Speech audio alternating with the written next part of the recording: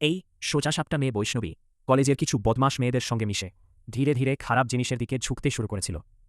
তারা তাকে রাতে পার্টিতে যাওয়ার জন্য মেকআপ, সাজগোজ, এমনকি কিছু অদ্ভুত পোশাকও কিনে দেয়। সেই দিনও সবার চোখ এড়িয়ে বৈষ্ণবী চুপি চুপি আনন্দের গাড়িতে উঠে বসে। সে নিজের মুখ দেখাতে চাইছিল না, কিন্তু আনন্দ বুঝে যায় নিশ্চয় কিছু একটা গড়বড় আছে। তাই সে জোর করেই বৈষ্ণবীর মুখ দেখার চেষ্টা করে। কিন্তু বৈষ্ণবীর এই বদলে যাওয়ার রূপ দেখে আনন্দ একদমই খুশি হয় না। ঠিক তখনই পিছন থেকে বৈষ্ণবী বলে ওঠে, আমি আজ রাতে একটা পার্টিতে যাচ্ছি। এই কথা শুনে আনন্দ রেগে যায়। সে স্পষ্টভাবে বৈষ্ণবীকে পার্টিতে যেতে নিষেধ করে। কিন্তু আনন্দের এই আচরণে বৈষ্ণবীও রেগে গিয়ে রাতেই পার্টির উদ্দেশ্যে বেরিয়ে পড়ে। পার্টিতে পৌঁছানোর পর বৈষ্ণবী যেন একেবারে ঝড় তুলে এন্ট্রি নেয়। তাকে দেখেই সবার নজর শুধু তার দিকেই আটকে যায়।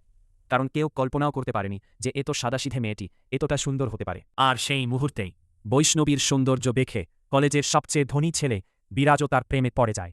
পরের দিন ক্লাসে বিরাজ সারাক্ষণ শুধু বৈষ্ণবীর দিকেই তাকিয়ে থাকে।